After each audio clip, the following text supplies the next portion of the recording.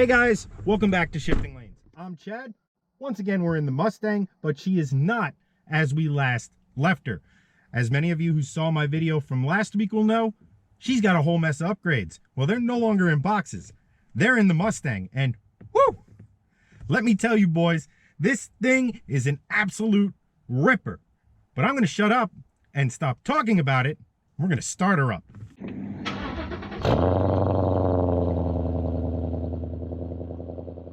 That is one hell of a cold start. She sounds absolutely awesome, and we haven't even touched the throttle pedal. This thing has completely woken up. This is almost like a completely different car than when I last drove her. This thing is, well, as the title and thumbnail suggest, this thing is pretty damn close to the GT350. I know that's a bold claim. We will definitely explain in more detail going forward, but let's get her warmed up and go for a drive.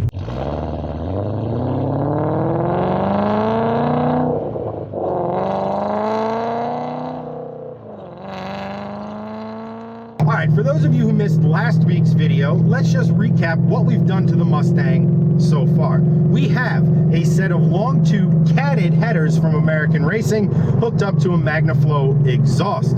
We have a 2018 ported intake manifold. The 2018 indicates that it comes off a 2018 or newer Mustang. It is a genuine Ford part that's been massaged by Beefcake Racing to allow even more airflow.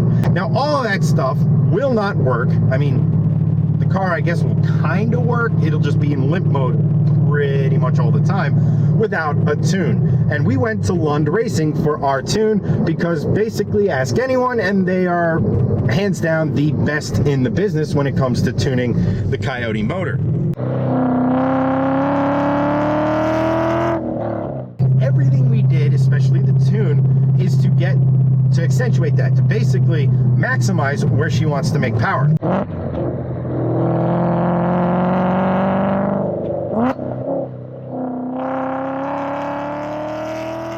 And that power is at the top end where we raised our Redline. Now, this is a stock motor. I haven't opened up the bottom end. I haven't done anything to it apart from slap some headers and a new intake manifold on it. And our new Redline, courtesy of that Lund tune, is 7,800 RPM. 7,800.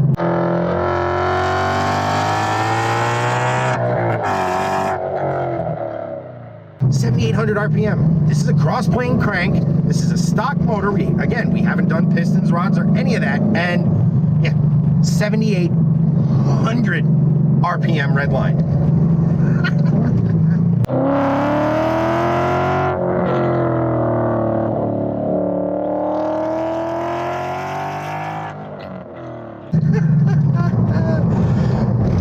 What does that mean in terms of power? Well, we're kind of guessing that we're somewhere in the neighborhood of 450 horsepower at the wheels, if not more. We will be taking her to the dyno next time, so definitely stay tuned for that. But all of this means is that with a few basic bolt-ons, we are well I shouldn't say well, we are definitely is the key word here, definitely over 500 horsepower at the crank. And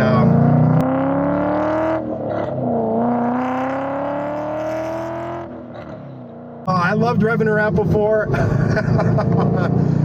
You could safely say I love doing that even more now.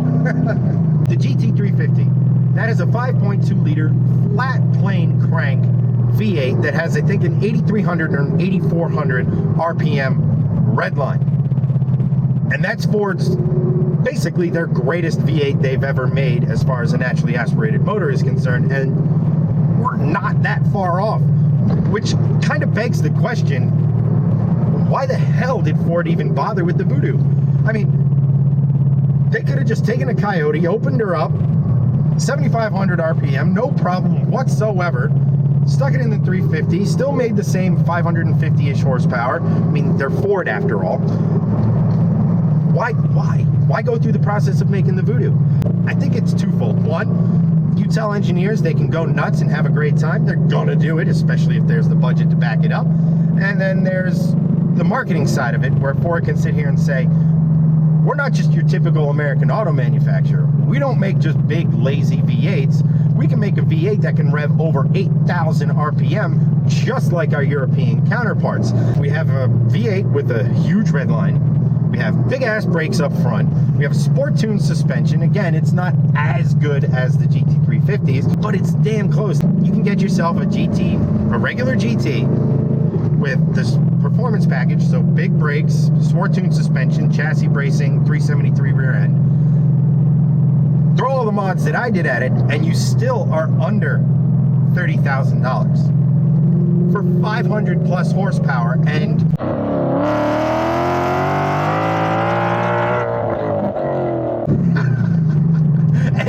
that soundtrack, that is an absolutely amazing. I need to do that again.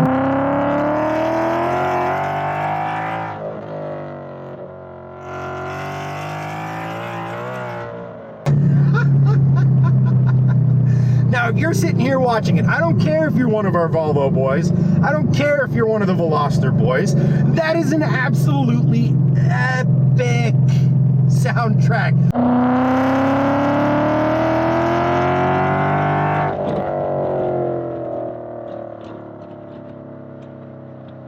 What a car! What an amazing machine! Oh my goodness! We have a certified ripper on our hands, boys, and yes, she does spin pretty much in any rev over 3,000 in second gear. She will chirp the tires in third. Oh, this thing.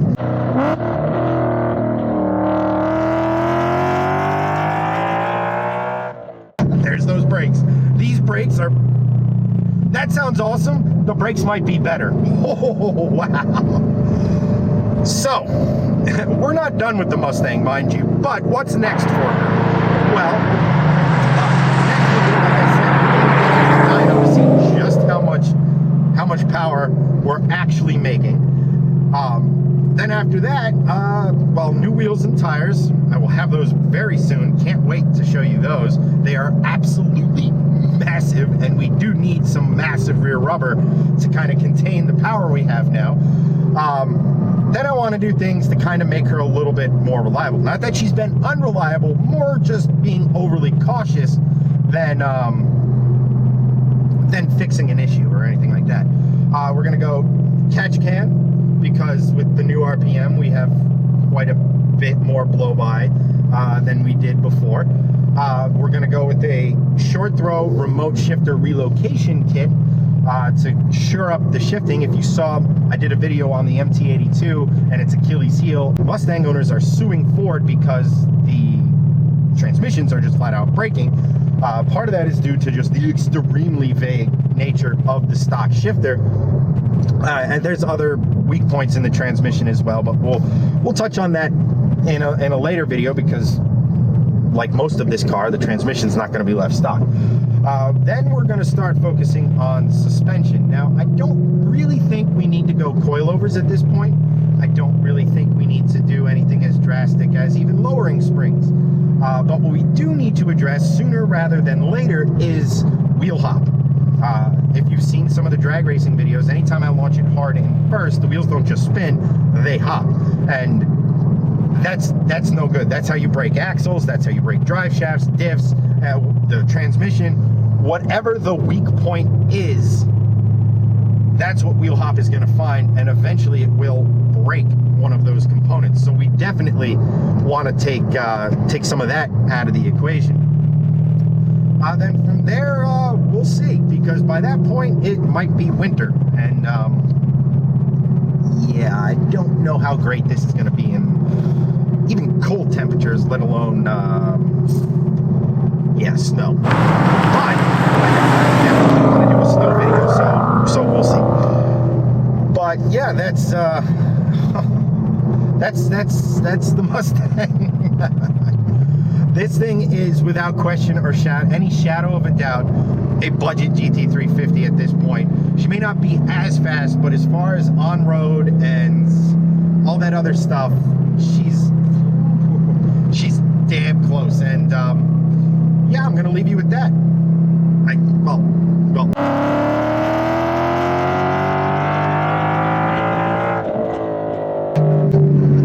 I'm gonna leave you with that, guys. Thank you so much for watching. If you like the video, consider subscribing if you haven't already. Smash that notification bell and the thumbs up button. It really helps us out, and it helps you get our content as we release it. If you want to talk to us on social media, it's at Shifting Lanes. I personally am at Kennedy83. If you want to help support the channel, head on down to our Teespring page. It is right below me. You can get yourself some awesome Shifting Lane swag. We have a ton of Volvo stuff. We have our Hellwinkle stuff. We have just generic shirts, and every dollar we make from basically selling shirts, we put right back into the channel and making our cars, well, awesome, like the Mustang.